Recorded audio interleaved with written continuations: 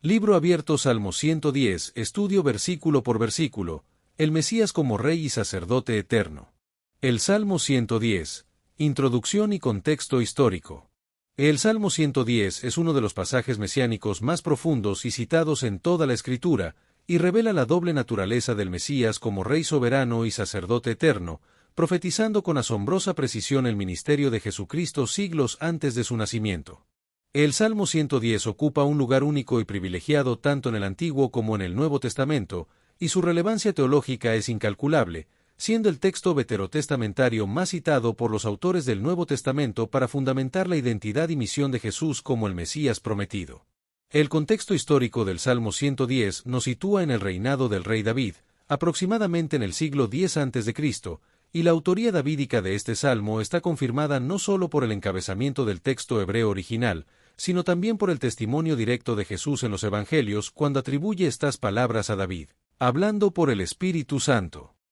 Durante el periodo en que se escribió el Salmo 110, David había consolidado su reino, conquistado Jerusalén y establecido el Arca del Pacto en la ciudad, lo que proporciona un contexto histórico y teológico importante para entender el significado y la relevancia de este salmo. David y la revelación del Mesías. El rey David, como monarca y profeta, recibió una revelación divina acerca de un futuro descendiente suyo que sería mucho mayor que él mismo, a quien reconoce como mi Señor, demostrando su humildad y reconocimiento de la autoridad y gloria de aquel que vendría. En la vida y reinado de David se caracterizaron por eventos importantes, como su ascensión al trono de todo Israel, la conquista de Jerusalén, el traslado del Arca del Pacto a la ciudad y la composición del Salmo 110, que revela la naturaleza divina del futuro Mesías. El Salmo 110 es considerado la profecía mesiánica más citada en el Nuevo Testamento, apareciendo directa o indirectamente en más de 25 ocasiones, y su centralidad en la comprensión cristológica de la Iglesia primitiva se refleja en su uso constante por los autores del Nuevo Testamento para explicar eventos cruciales como la resurrección,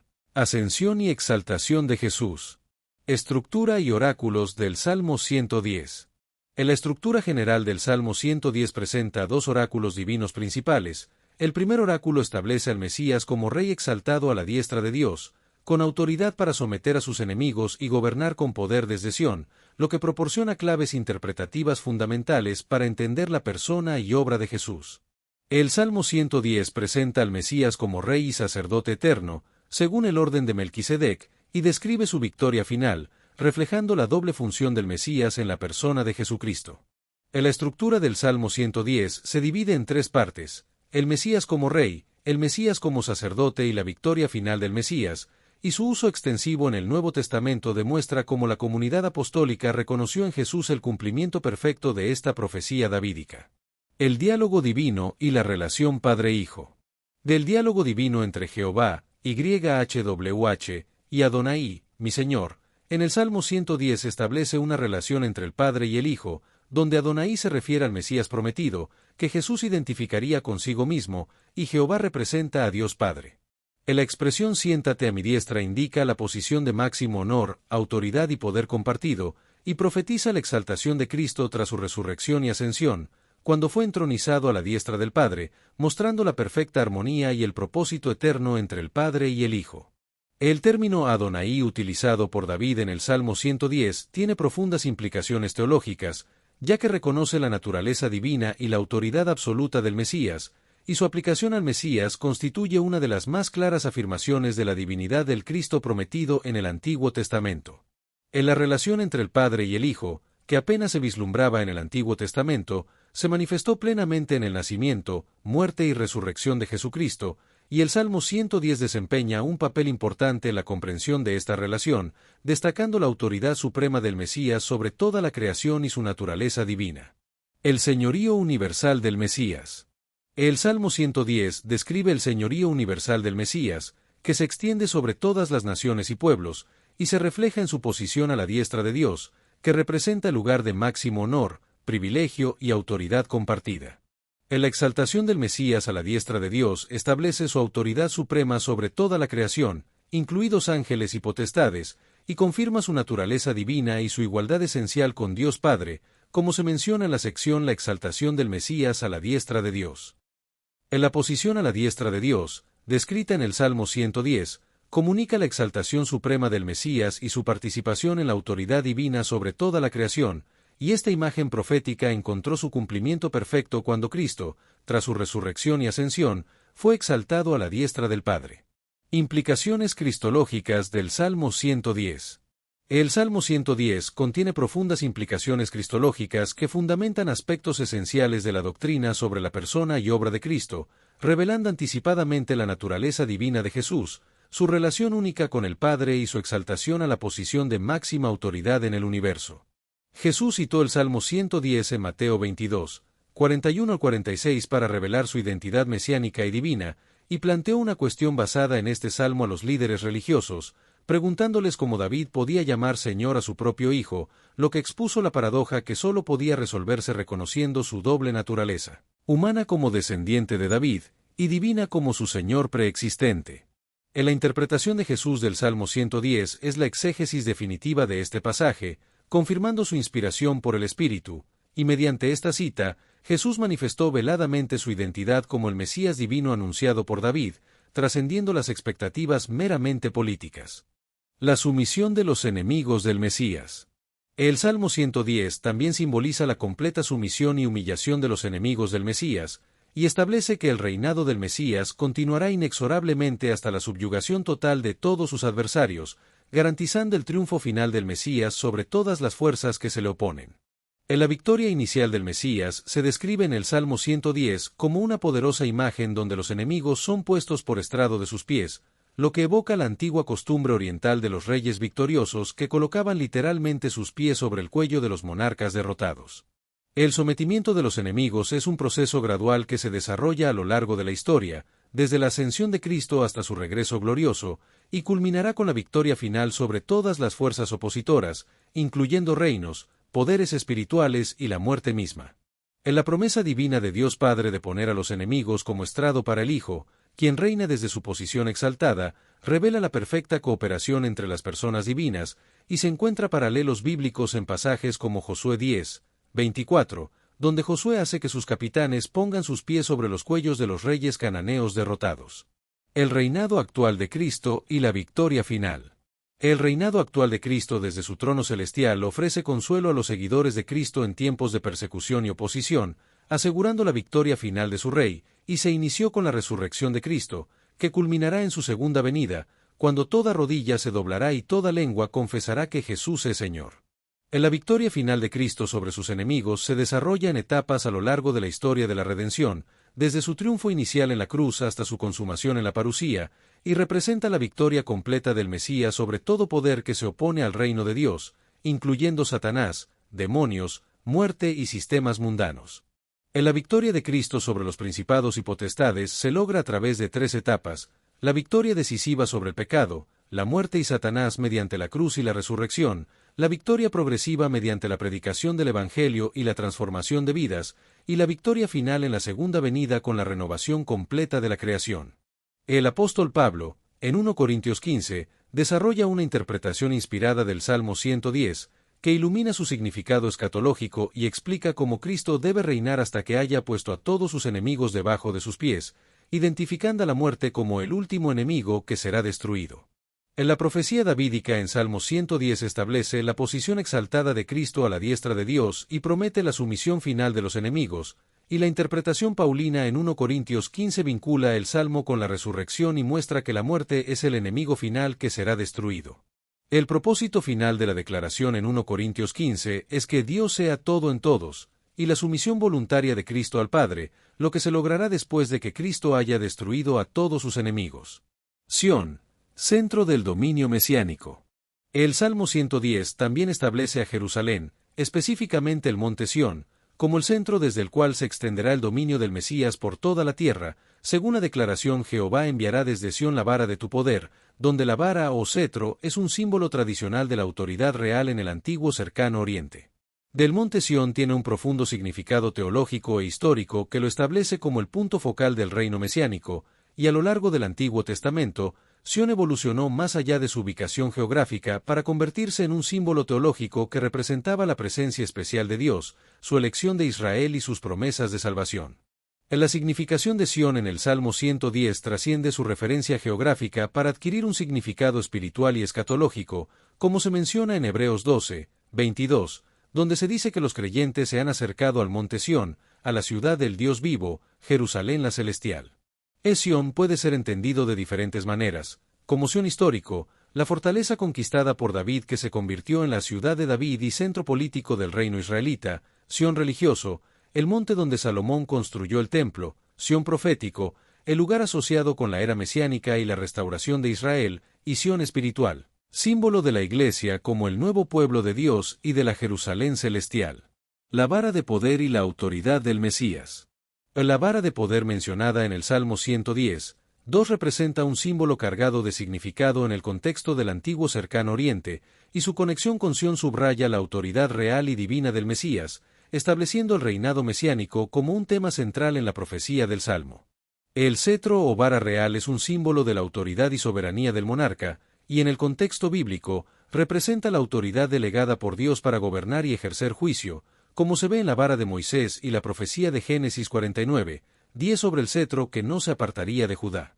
Del cetro del Mesías cumple varias funciones, como símbolo de legitimidad, indicando que ha sido legítimamente investido con autoridad por Dios, instrumento de gobierno para dirigir y guiar al pueblo, y arma de juicio para castigar la rebelión y ejecutar justicia, y se extiende progresivamente hasta abarcar toda la creación, cumpliendo la promesa hecha a Abraham de que en su simiente serían benditas todas las naciones. Expansión del reino mesiánico en medio de la oposición.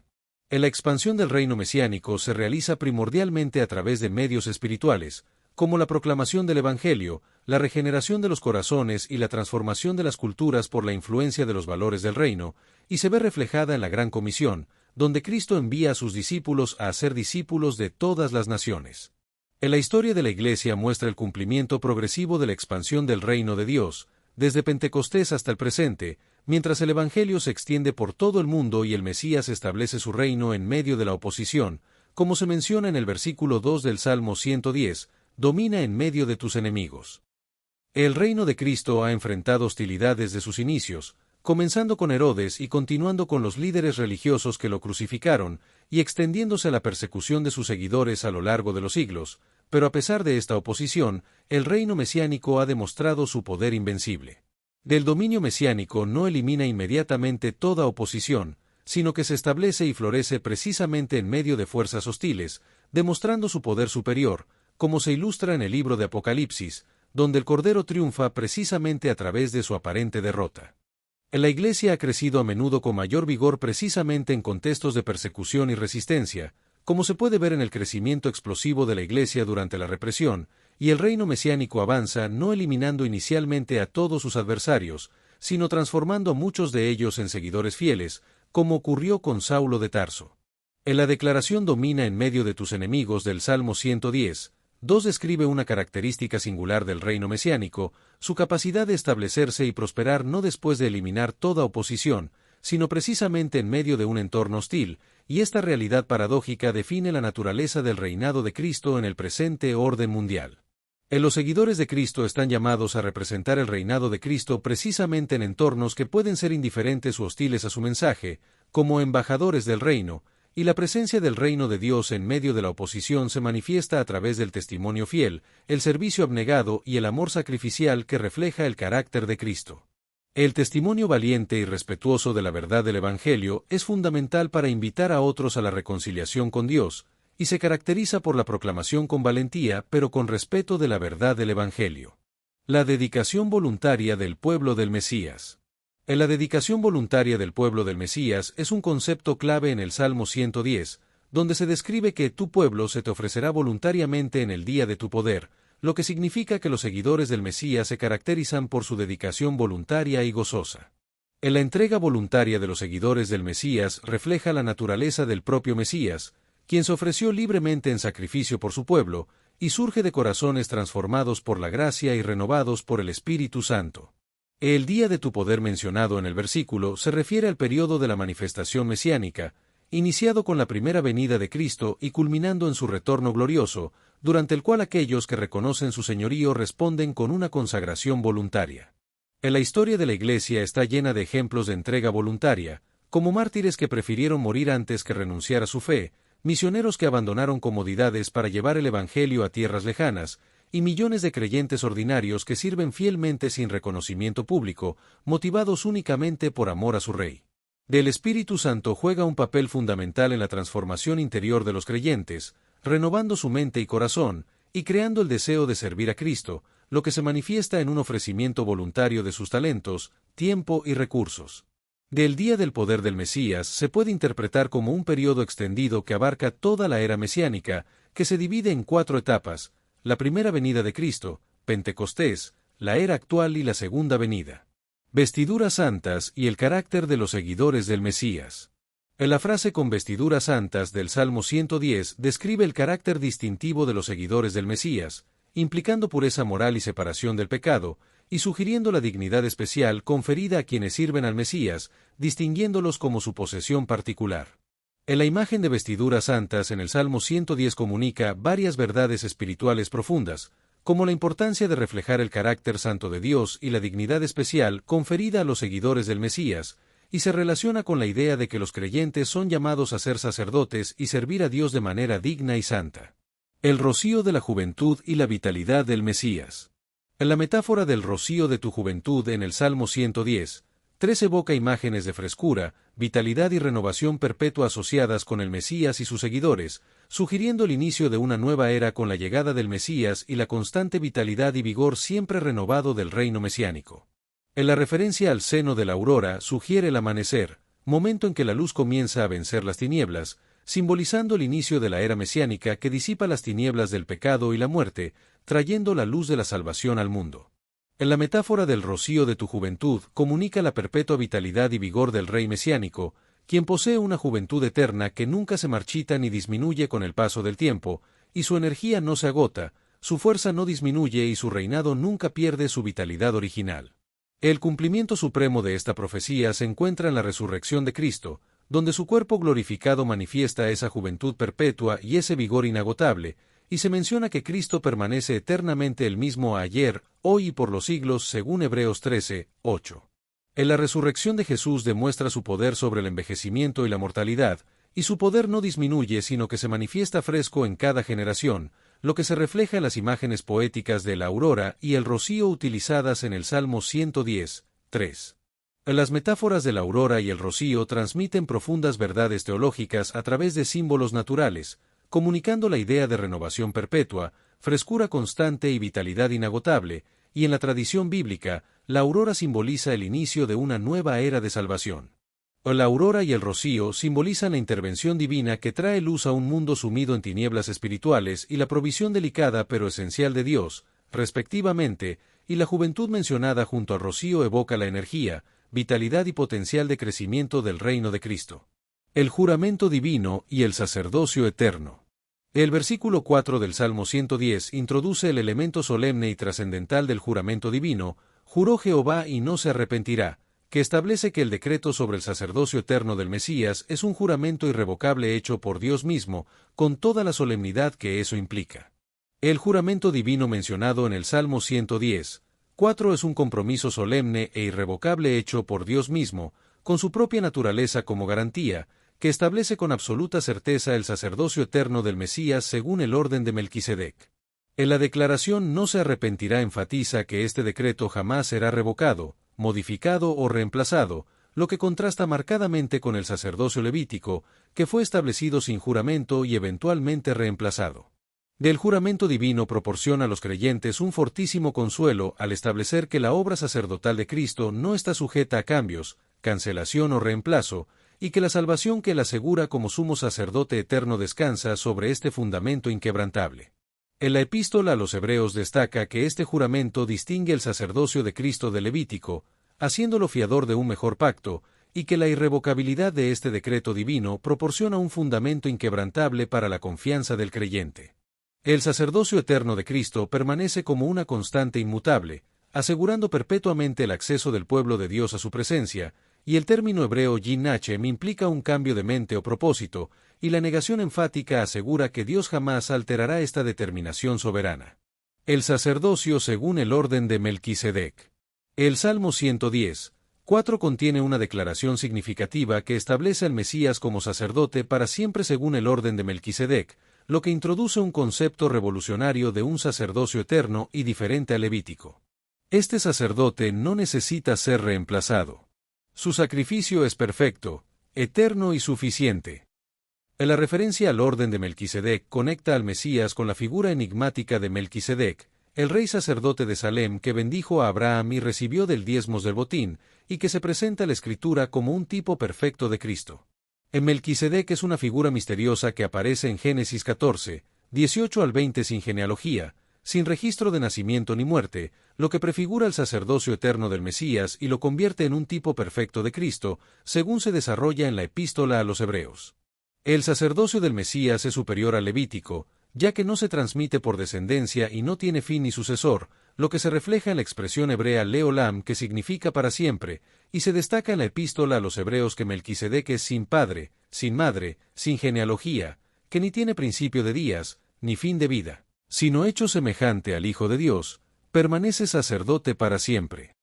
El texto describe a Melquisedec como el rey de Salem, que es tradicionalmente identificado con Jerusalén, y su nombre significa rey de justicia, combinando los conceptos de justicia y paz que caracterizarían al futuro Mesías, y ejercía funciones sacerdotales para el Elión, o Dios Altísimo, en una época anterior al establecimiento del sacerdocio levítico. Melquisedec representaba un sacerdocio universal y primordial, y bendijo a Abraham, demostrando su superioridad sobre él, y Abraham le entregó a Melquisedec la 10ª parte del botín, reconociendo su autoridad sacerdotal y estableciendo un precedente para el futuro sistema de diezmos en Israel. El juicio divino y la victoria final. El Salmo 110 describe el juicio divino contra los que rechazan el reinado mesiánico, donde los reyes opositores serán derrotados por la justicia divina y el Mesías ejecutará juicio divino sobre pueblos y reinos que se oponen a Dios. El versículo 6 del Salmo 110 presenta al Mesías como juez de las naciones, con una victoria absoluta y un juicio definitivo, y llenará de cadáveres a aquellos que rechazan su señorío, quebrantará cabezas de gobernantes opositores y establecerá un dominio universal sobre toda la creación. El versículo 7 del Salmo 110 concluye el poema mesiánico con una imagen poderosa del Mesías bebiendo de un arroyo en el camino, mostrando su humanidad en medio de la batalla y su humildad como guerrero que no busca comodidades reales, sino la sencillez del soldado que bebe del arroyo común. La acción del Mesías bebiendo del arroyo simboliza la renovación de fuerzas durante su misión redentora, y tras la humillación vendrá la exaltación final y completa del Mesías, conectando con el resto del Salmo y mostrando al Mesías como guerrero humilde que será finalmente exaltado tras cumplir su misión divina. El Salmo 110 presenta una imagen apocalíptica de la derrota total de quienes rechazan el señorío del Mesías, y su victoria se extiende sobre la tierra espaciosa, abarcando toda la creación y estableciendo el dominio universal del Mesías. Conclusión. El Salmo 110 nos revela al Mesías no solo como un rey glorificado y victorioso, sino como un sacerdote eterno que intercede por su pueblo con un amor inmortal. Desde Sión, él gobierna en medio de la oposición, conquista corazones con su poder y gracia, y garantiza la victoria final sobre todo enemigo, incluyendo la muerte. Su reino no tendrá fin, y su pueblo, vestido de santidad, lo seguirá voluntariamente por la eternidad. Esta profecía nos llama a vivir en reverencia, consagración y esperanza, sabiendo que el Rey Sacerdote ha sido entronizado y su gobierno es justo, santo y eterno. Mañana nos espera una nueva jornada, pero hoy, detente a meditar, ¿estoy caminando a la luz de su palabra? Suscríbete si aún no lo has hecho, comparte este video, y recuerda, todo se trata de Jesús, el Mesías prometido, el Cristo viviente, nuestra esperanza eterna. Proclamamos al Hijo de Dios, exaltamos su nombre, y llevamos su luz a las naciones. Si este mensaje te edificó, suscríbete para seguir conociendo más de Jesús, el Mesías, y su palabra viva.